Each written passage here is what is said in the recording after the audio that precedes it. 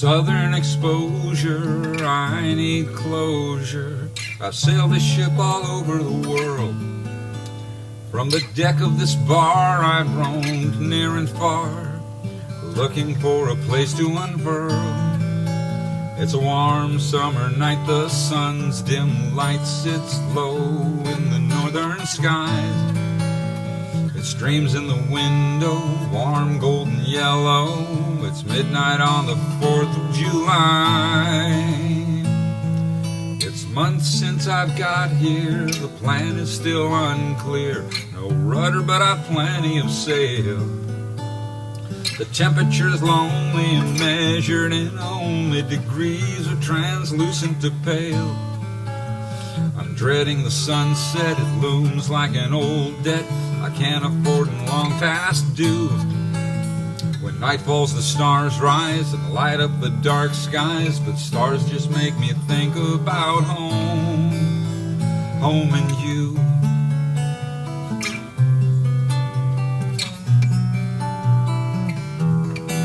You were the star to guide me back, but when I scan the evening skies, where you once was empty black, such a lonely fool am I. I'm alright without a home. I'll keep busy, I'll make do. In the day I'm just alone, but at night I'm without you.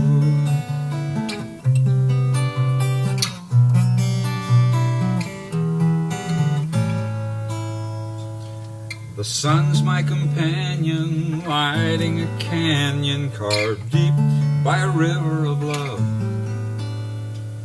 Once overflowing, the riverbed is showing it must look pretty sad from above. But I was looking for a place where the sun never sets, and I'd never have to face another night of my regrets. I'm alright without a home. I'll keep busy, I'll make do. In the day I'm just alone, but at night I'm without you. In the day I'm just alone, but at night I'm without you.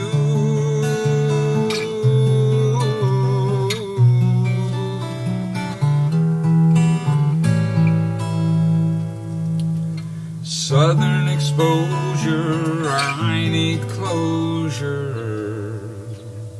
Yeah. Today we welcome Maurice Tani to the boat. It's exciting to have you on the boat. Avast ye. Maurice is kind of an amazing musician and songwriter from San Francisco. Well, San Francisco is a popular West Coast seaport.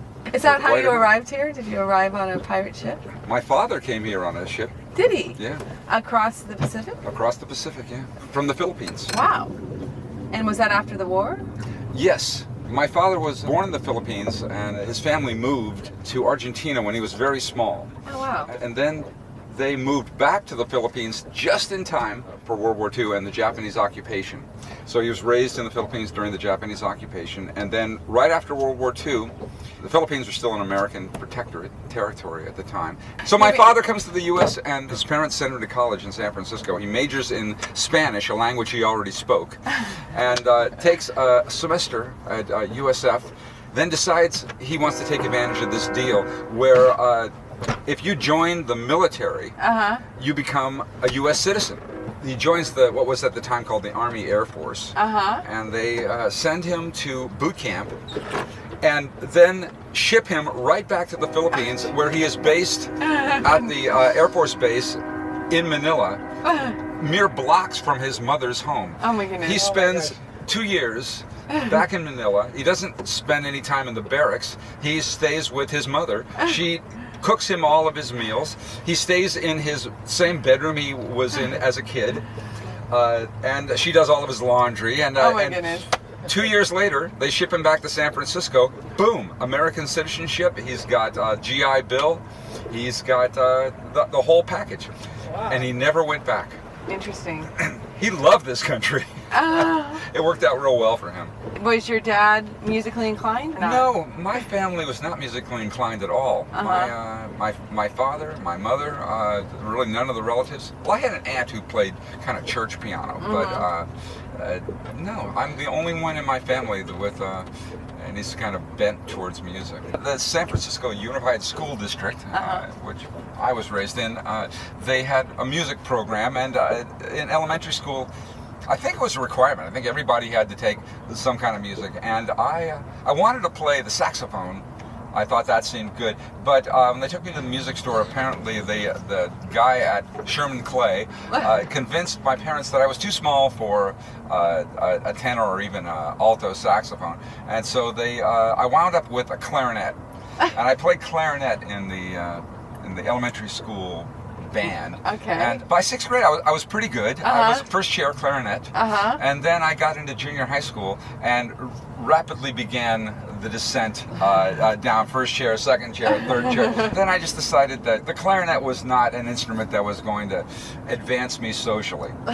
And so I started playing guitar and put together a band with my buddies, and it was pretty much like the Brad Paisley song, Start a Band, you know. Okay, gotcha. It kind of got you out of all those weird social situations, so you never had to buy a beer again. Gotcha. And to this day, I rarely have to buy a beer. Were you writing songs then? No, when I first started, we played the songs that were on the radio at the time, but by the time I got into college, I started writing. My career has sort of 3 periods. Ready, about. Ready. Oh, here we go. Is this ramming speed? Any speed is ramming speed. All these youngins. So it's the 3 periods. 3 periods. Well, the first period was I was more or less in college, and I played top 40 bands, that sort of stuff. And I moved away a couple of times, all to play music. I left college as an art and photography major and started playing music professionally. And that was kind of a way to make a living. I would work for 6 months, take 6 months off with the money I had saved. Life was cheap in San Francisco at the time, and then I had a period where I did this corporate dance band for about 15 years. And that was ZaSu Pitts and... ZaSu Pitts and Big Bang Beat. Yeah. That was a period where the band worked so much and there was so much travel that I wasn't able to keep a side project going. So writing fell off the charts pretty much. I didn't really have an outlet for it very much. So I stopped writing until I left that situation in the end of 1999, and that enters the current period. The body of work that I work with now started in 2000, and everything that I play these days that you've heard is all written in that period.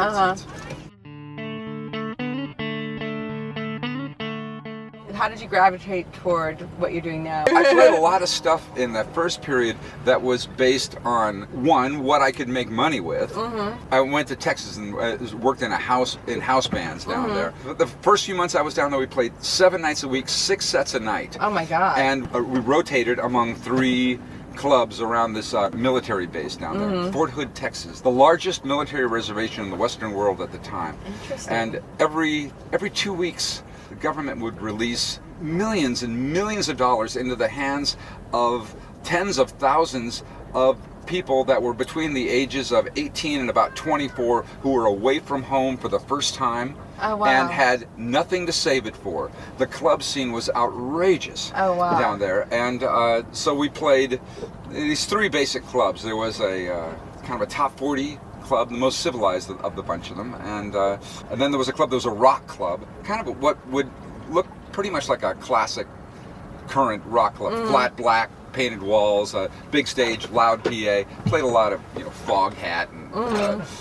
the Southern rock and that sort of thing. And then the third club was a large country bar that was packed every night. And I wasn't all that familiar with the national country music scene. I listened to a lot of California country rock before that, but this was a Texas scene, and there was a lot of, we listened to a lot of Freddie Fender and Mickey Gilley and this sort of thing. That was an interesting place because this was a social scene I had never really seen before. Like I said, the place was packed shoulder to shoulder every night.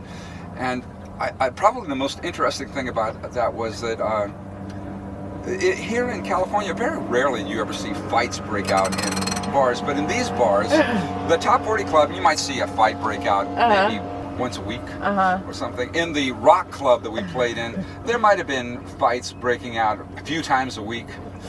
In this country bar, fights broke out in every set. Oh, God. And it was dark in the place, and you couldn't really tell what was going on out there. I could tell when a fight had broken out by two indicators.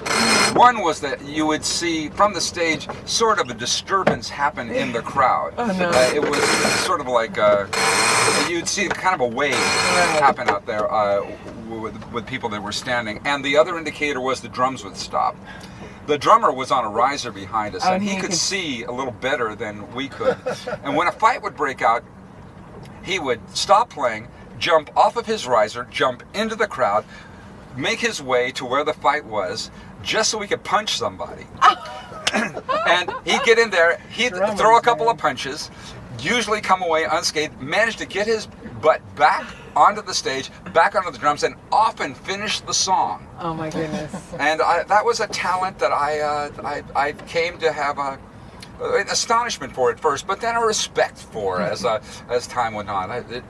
Jerry Joseph. 6 sets a night. How long were those sets? And what time were you It was like starting? 45 minutes. That's 6 45 to 50-minute sets a night. And so this like was at 8 and going till 2 a.m. or something like that? Yeah. Yeah, I was a bass player at the time, and interesting. and it was a chance to learn all kinds of music that I really hadn't had much exposure to at the time. We played soul music, we played country music, we played hard rock, we played pop, Mexican music, all kinds of stuff. The plastic numbers are flicking, my old Timex is ticking on the bedside table inches from my head. I'm waiting for the radio, the last 10 minutes of the all-night show before the buzzer finally drives me out of bed. I can't bear to open up my eyes and face another day. This week has been tougher than I could ever say. I'd love if I could sleep until this pain's a memory, but I'm just too weak and beaten down to face reality. Hey pal, I need a favor, some help here if you can. I've no one else to turn to, and Slim, you've always been my man. There are all kinds of losses when you think you've seen them all. A new one shows you just how much farther you can fall. I thought this was the one I'd waited for. I thought I'd opened up the world, but now I've closed the door.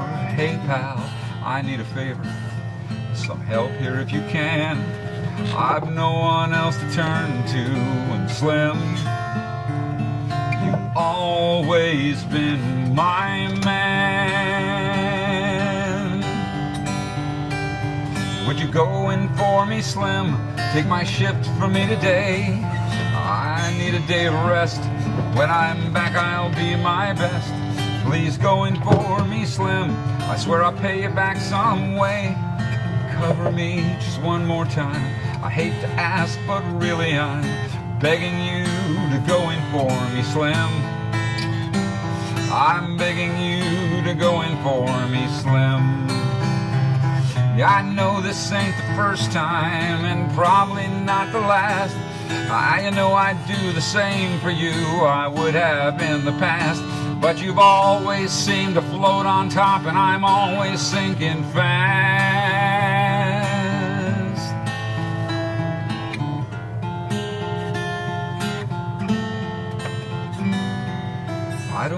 talk about it. In time I'll come around.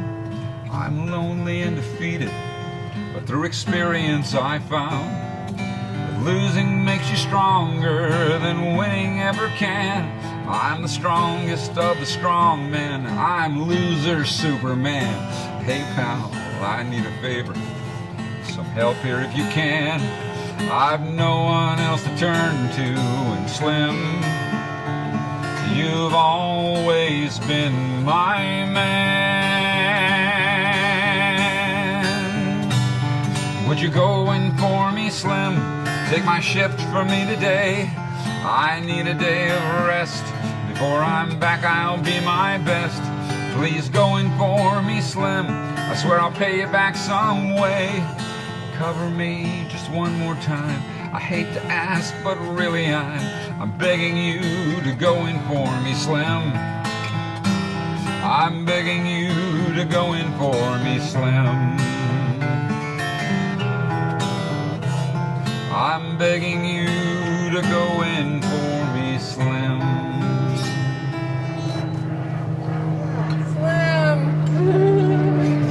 So by the time I got to the punk scene in San Francisco, punk and new wave, and I had a series of bands there, and those were original bands. And I worked with this guy Roy Loney, who was the lead singer with Flaming Groovies. They're sometimes called like the godfathers of punk. They were a band very different than any other San Francisco band at the time, where a lot of these hippie bands were doing kind of psychedelic music. Flaming Groovies were on a par with the MC5 or extremely aggressive, loud rock bands. How'd you hook up with? I had been doing work for KFRC at the time, doing jingles and little sound effects and things for them. And a guy who worked there knew Roy, who was working as a salesman, I think, for ABC Records at the time. He had left the Groovies. Roy was putting together something. He was looking for a bass player, and he called me, and I went over and met Roy, and we started playing, doing the Mabuhay circuit. And that was good and lasted for a while through, I guess I left that about 82 when Roy took a break. And there was this other guy, another bass player, put together a band that was a lark. It was put together out of all players from the new wave and punk scene. It was going to be this R&B review. And we were going to do all kind of, girl group and soul music and that sort of thing. And we started playing, and something about it clicked. That was ZaSu Pitts. That was ZaSu Pitts. This craze about 60s girl group and that stuff came out at the time. And we started playing just, little clubs. The thing took off, and we started doing Great American Music Hall. And then KQED. Ready? Here we go. KQED came to Great American Music Hall and filmed us for a New Year's Eve special. Oh wow! At the time, and they did what they called a trinal cast. They used 2 television stations and KQED FM for the audio, and so people would have 2 TVs on. And the stereo from the FM, and it was broadcast 4 or 5 years in a row. Oh wow! And it gave us national exposure, and we started getting booked for big corporate events and that sort of thing. And that just sort of took off. And for the next 15 years, that's pretty much what I did. It was so much work that I really couldn't keep any of these other little side projects going at the time. It was a lot of travel, really easy travel. I mean, I can't complain about it at all, because the nature of it was we would fly into a place, play the gig, and fly home the next day. Well, it wasn't like we were driving around the country in a band full of musicians. So that was very good. But after 15 years of it, I had begun to feel like I was exercising a lot more craft and very little art with it, and I'd done pretty well with it, and I decided I wanted to go back to playing music for fun again and get back to writing.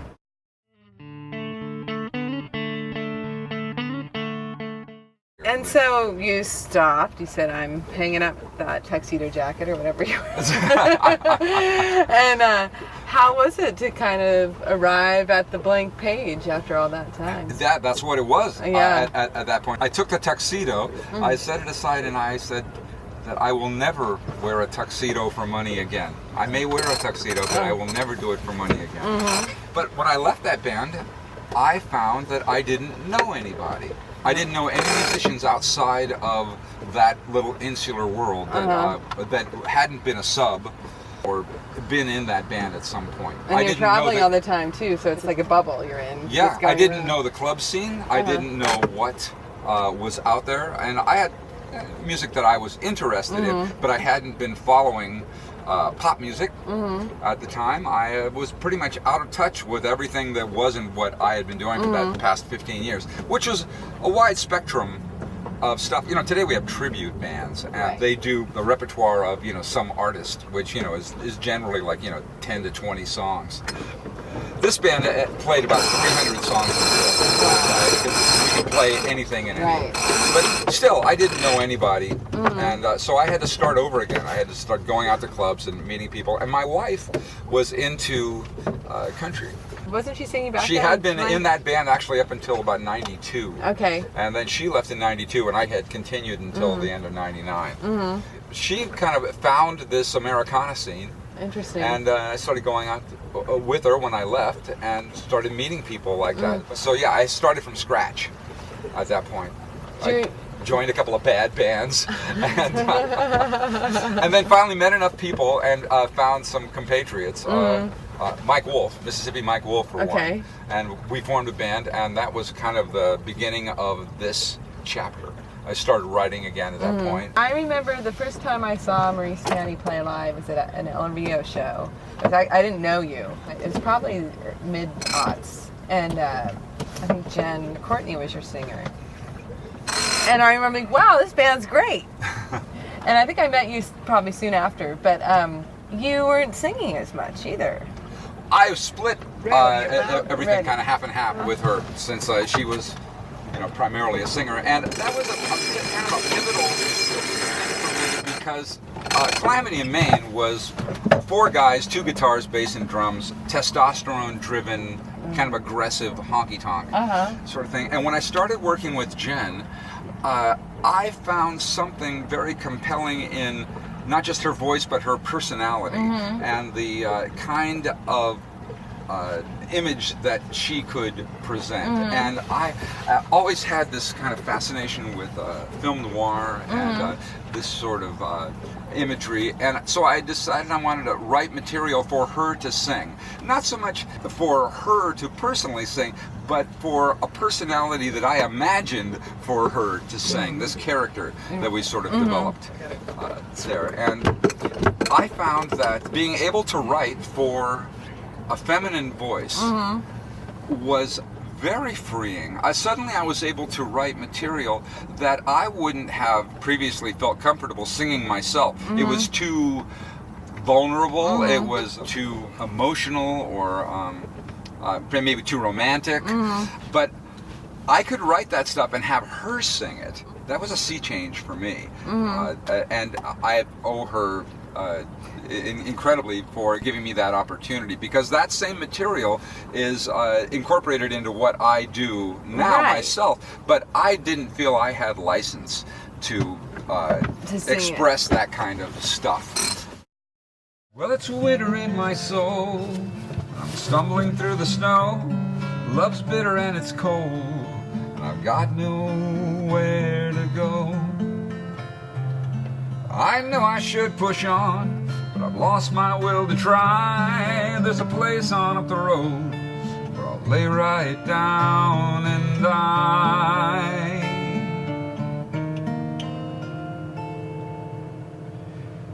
Feed me poison, but just a little at a time. Let me taste that first sweet kiss, let me savor the sublime. Give me poison, I'll just close my eyes. Let it smother all the pain, stick it straight into my vein and say you'll be mine. I used to wonder who I am, I don't wonder anymore. The mirror shows a face that I've never seen before. I've hidden all my scars, burned away my fingerprints, playing in the flames, destroying evidence. Feed me poison, but just a little at a time. Let me taste that first sweet kiss. Let me savor the sublime. Feed me poison, I'll just close my eyes. Let it smother all the pain. Stick it straight into my vein and say you'll be mine. Let it smother all the pain. Stick it straight into my vein and say you'll be mine. Well, that's great. And then now you've actually got your comfort with both singing those songs, and you can use all sorts of devices if you want to just use different voices. Like, you don't feel like it's all about you. I don't feel like the music I write is necessarily about me. I'm into kind of a linear narrative idea in songwriting, and it's storytelling, and it doesn't have to be about me. And and that's helpful when you get into songs about murder or domestic abuse or any other unpleasant things that I think people find of interest, but aren't necessarily things that I particularly want to live through or make somebody else live through. Right, it's more about human experience. And I think that's what is interesting about country music. There is what country music is, and there is what country music is thought of as. And for me, country music, the greatest country music, makes no mention of dogs or agriculture or tractors or pickup trucks or there's some drinking in it, but that had more to do with what 50s and 60s American culture was about. It wasn't specifically about country. That stuff, these things that Steve Goodman claims is what perfect country music would be about, that doesn't apply here. The perfect country songs, the great ones from Ray Price and Eddie Arnold and Cindy Walker and Mel Tillis and Willie Nelson, these writers, this was about the essential human experience. This is stuff that anybody could relate to, and it's packaged in this sound that we think of as being country. But those songs are great because they are about the human experience. Ready. Count this down. Are we going to ram these guys? Probably not. What, if we do ram somebody with should I grab this? We shouldn't ram anything. Well, but if. Yeah, we're something to happen, that's a great thing to grab. What do you say when we're about to ram something? Oh shit! Oh, but isn't there a more nautical term? So.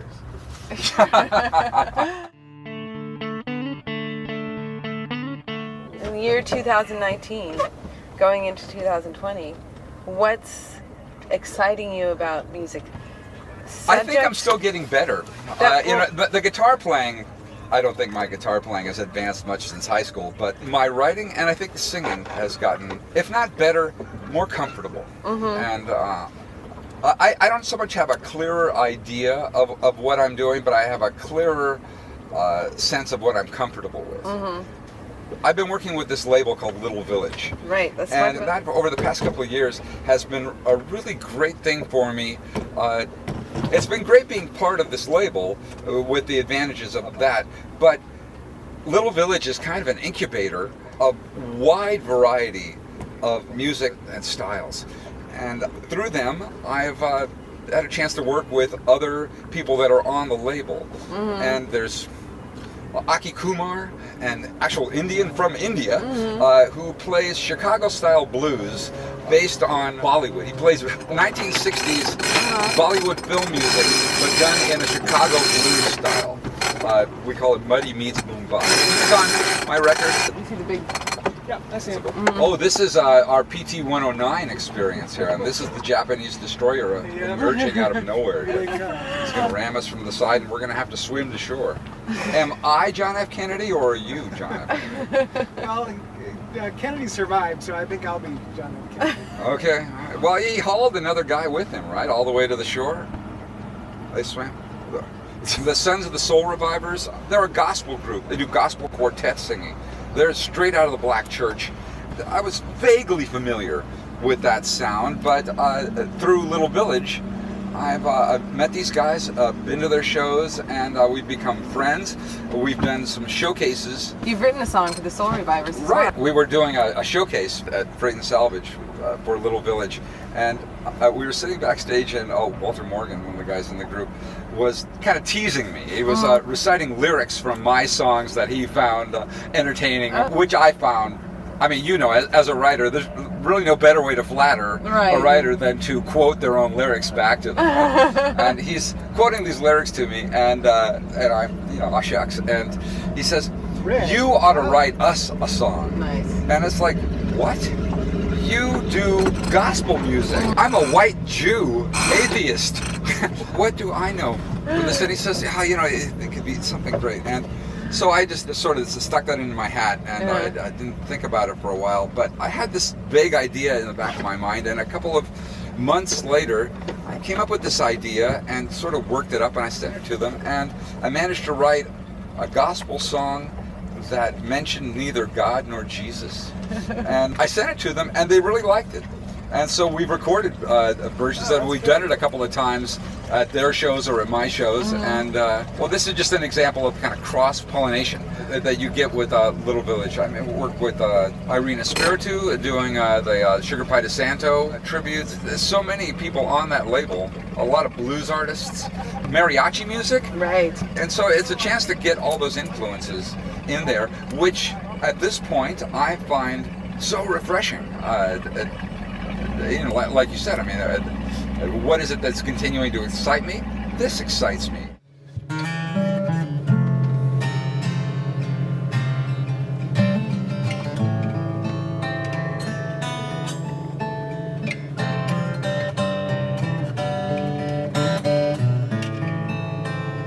The prophets were up when they shut this place down. And 800 folks lost their jobs in this factory town.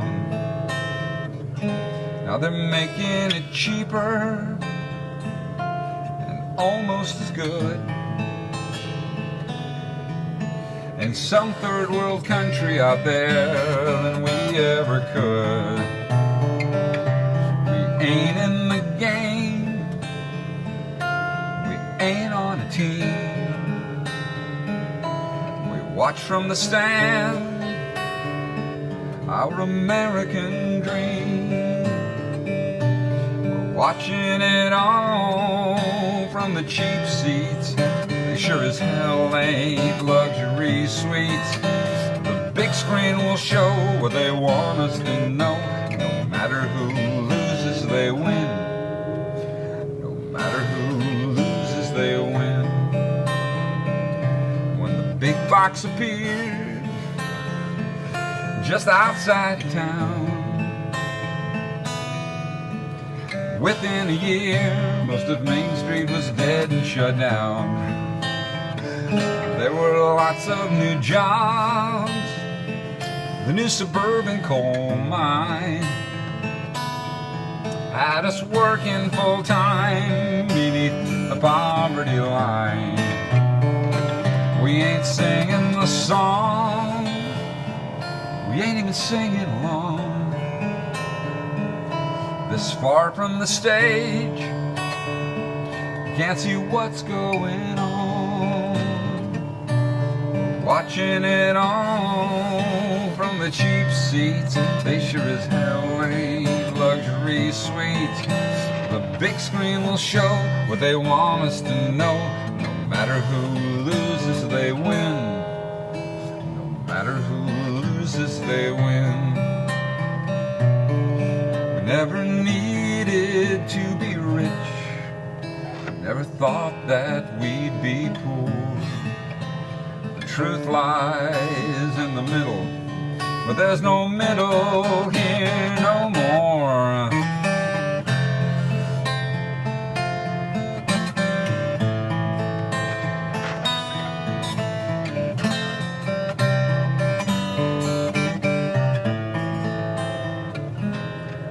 asked my old man when I was a boy. I asked him, Dad, is our family rich or are we poor? He said, neither, son. I remember his smile. He said, we're like everyone else in this town, and the middle's just fine. So where'd we go wrong? What didn't we see? It's Saturday night in the land of the free. We're watching it all from the cheap seats. They sure as hell ain't luxury suites. The big screen will show what they want us to know, and no matter who loses, they win. No matter who loses, they win.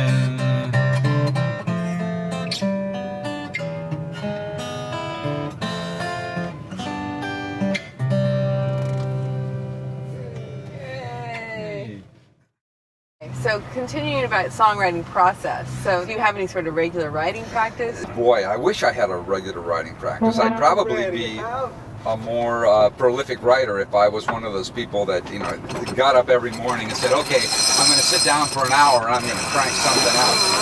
I don't work like that. I kind of work to fulfill a need that I have, not for writing, but for a particular type of song that I need. But my songs generally start with either a first line or a last line. And it's a first line that causes me to perk up my ears, wonder what this is about. Something, I don't want to use the word shocking, but you know, it's something that grabs my attention. Or a last line that grabs my attention. And from there, the process is, if I've got a first line, it's, well, how do I develop this into something that is linear, that gets me someplace where I want to go? Where is it going to go? If it's the last line, how did I get there? And it's a matter of developing it's kind of a narrative or story that I find interesting. I like exploring the human condition. I like some type of storyline. I mean, there's two kinds of writing that I sort of divide stuff up into. One is kind of a star model for pop music, and that is you have a chorus, a hook, that all of the verses all feed back into. And often songs like that, you could interchange the verses, and it doesn't matter. They all point back to that hook. The other one is a linear line, which is kind of what I like to work with. I do the star model as well in some songs, but I like the idea that you start with this piece of information and then you develop that piece of information through the song, through the verses, through a chorus, through a bridge, and out to the end. Hopefully you've reached some type of, if not a conclusion, you've reached some spot that that the information has developed as you've gone through the song. So you've given more and more information that reveals various things in the storyline. And I think a classic example of that is a country song like George Jones' "He Stopped Loving Her Today." The thing about a song is that, or like a book, is that when you pick up that book or you pick up that song, you already know the title before you've heard the thing. Ready. And the title, which you got right in the beginning, meant something really quite different than what had been revealed at the beginning of the song. That's storytelling, and that's novel writing, and that's what I find interesting. And not just that it is a story, but it is a story that is about human condition. That is a story that anybody in any genre of music should be able to relate to, not just in music, but in any kind of storytelling. You know, that it's very affecting. So that's kind of where I want to go with music. If you know, if you can drum up those kinds of emotions in the listener, that's the most rewarding thing that I get out of music. This really is nowhere.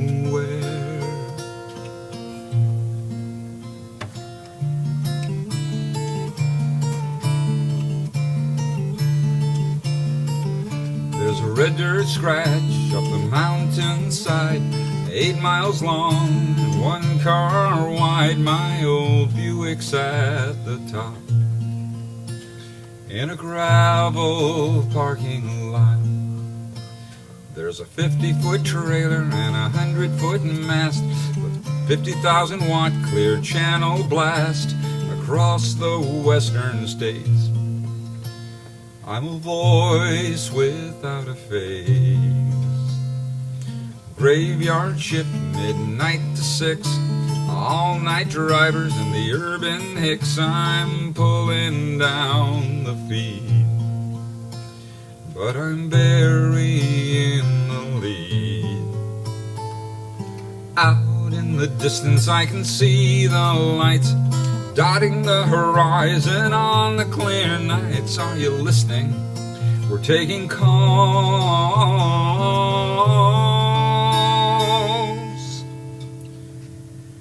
This is Radio City.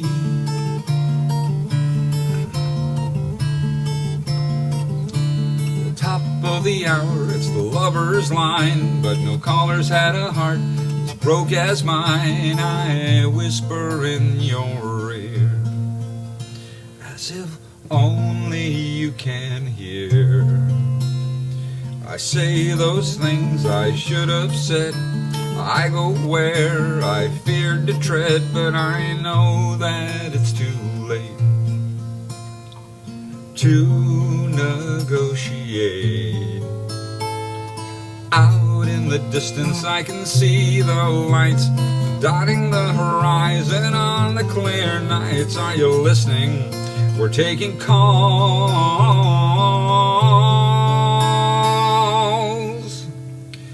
This is Radio City.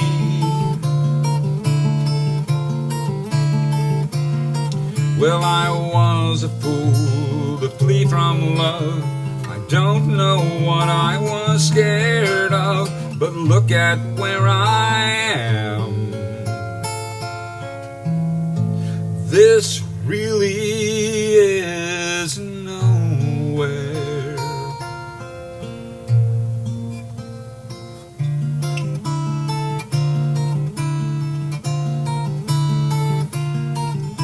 A million words won't win you back. A million tears stained my heart black. Still the words leak from my pen, and the tears start up again.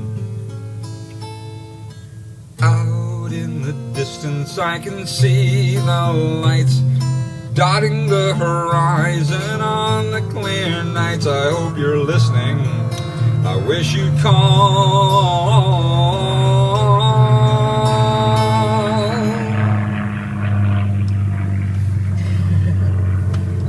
This is Radio City. This is Radio City. This really is nowhere.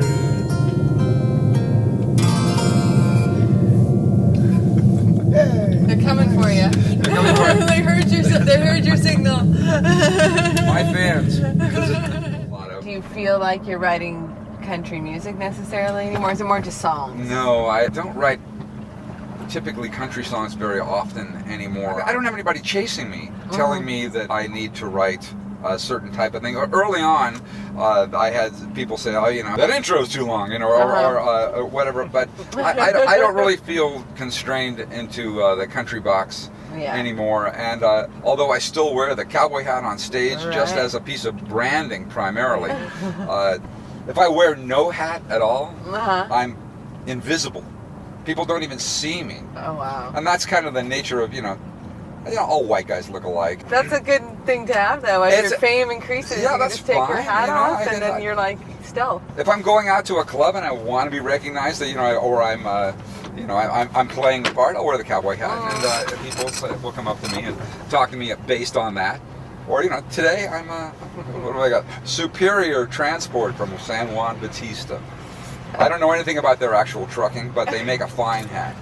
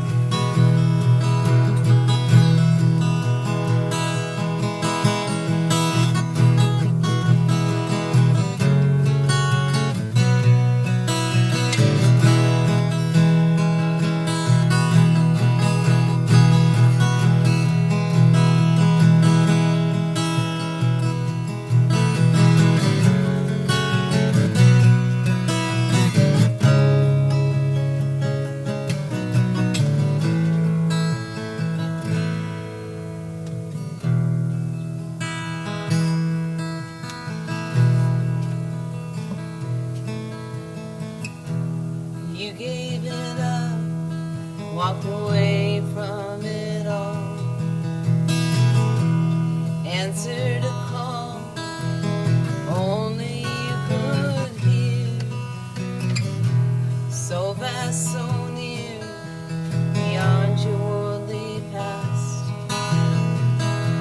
Abandon your shoes into a new day. You're so far away, what you see, no one can say.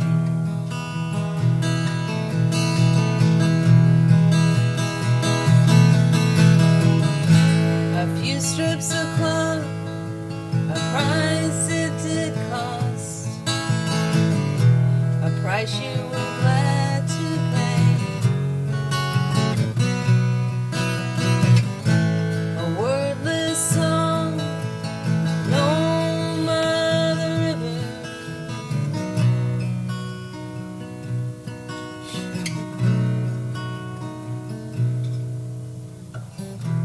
You gave it up, answered a call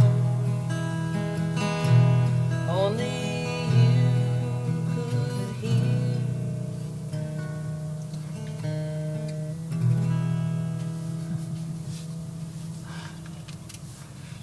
Maurice Tani, thanks so much for joining us with your great songs and musicality and stories of the life in music. What an easy thing this was. It was I'm so so much glad. fun. I'd do this again. Well, excellent. Kwame, thank you for being captaining. Thanks, Deborah. Alrighty. We love the Bay! All right. And then the music Okay. plays out.